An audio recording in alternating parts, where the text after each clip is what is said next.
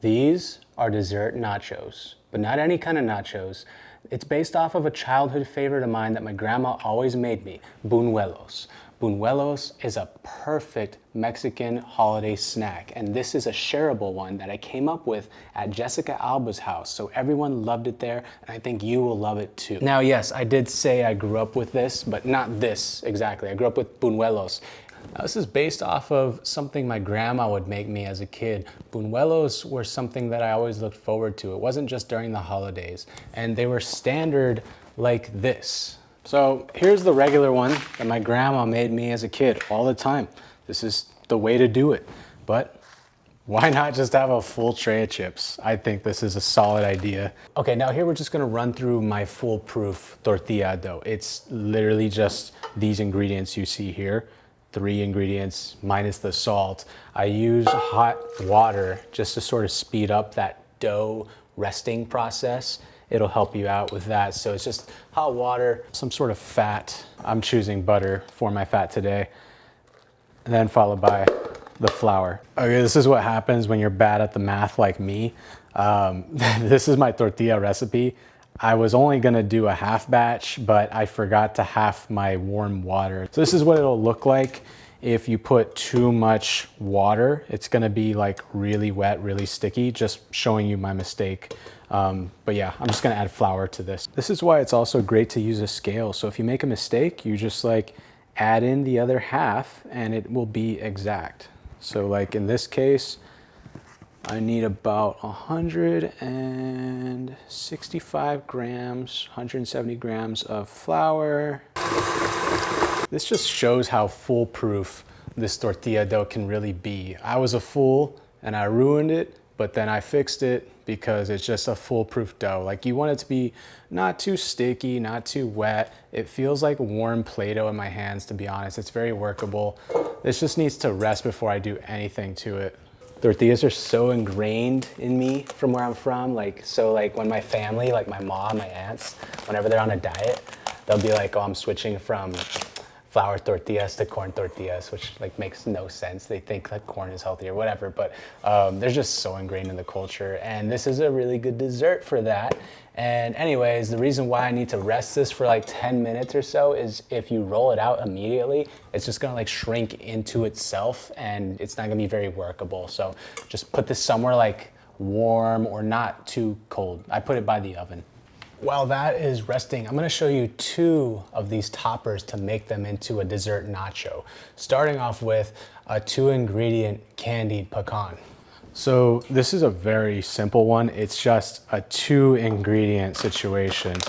I've done this so many times. When I worked in restaurants, this was something we did with many different nuts, hazelnuts, walnuts, pecans, and you could do this with a simple syrup or something like a maple syrup, which is gonna be especially festive for the holidays. It's as simple as just bringing it up, coating it all the way, and then we just put it on the heat.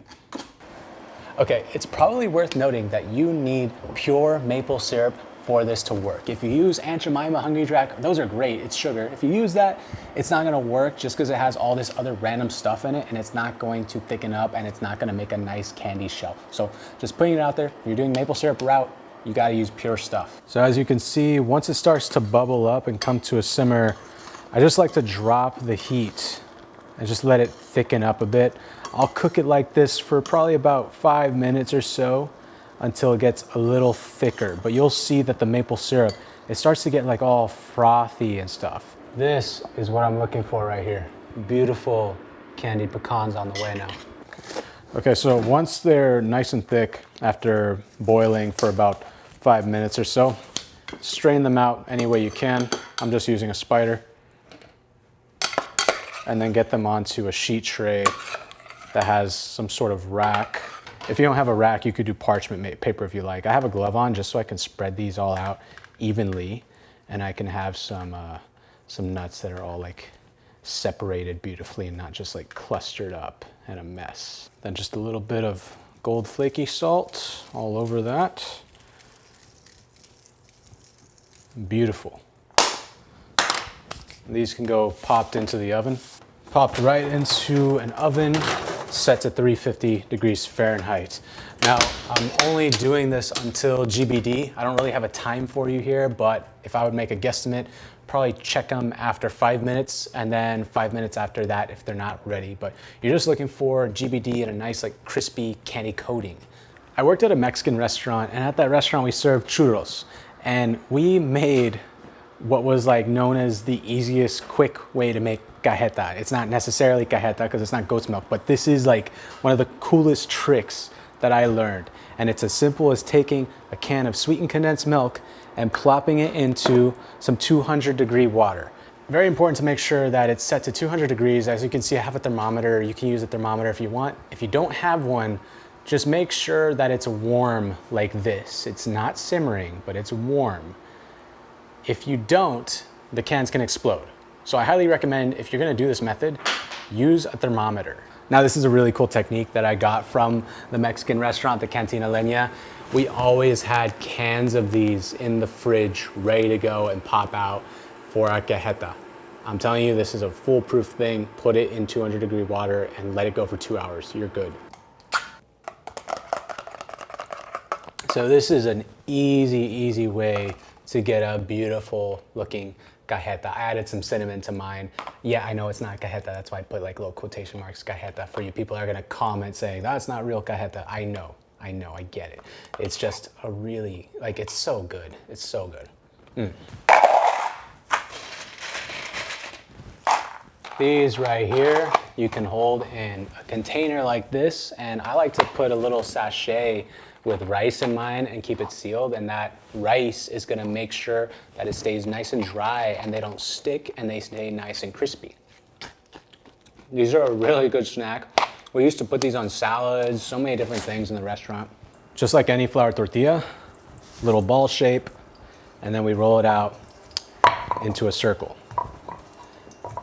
And then just take this tortilla round, and that goes onto my skillet. I've got some beef tallow on there. You could do any sort of frying fat, but this is the magical part right here.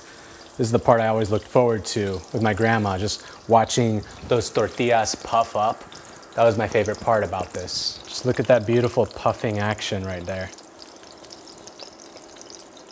And this is why we want to do this when the tortillas are still raw, because then we'll get these nice little bubbles.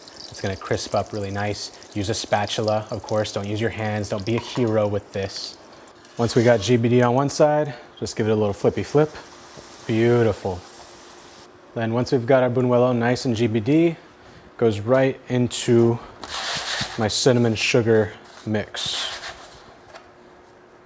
You could coat it with whatever you want. This is just what I grew up with. This is the standard. That is a beautiful looking buñuelo right there. Nice, puffy, crevices, airy, light, delicious looking buñuelo. We could have fun with any shape we want here. I mean, it's basically nachos, if you think about it. At the end of the day, it's a tortilla. Cut my little triangles, and I'm gonna have some beautiful dessert nachos. And then there you go. There goes our nacho shapes, right onto the skillets. Easy, easy, easy. Same thing, just give them a little flippy flip, get some GBD going on them. Then these just go straight into my cinnamon sugar, and then I can coat them all nice and evenly. And there we go, we've got a beautiful dessert nacho chip.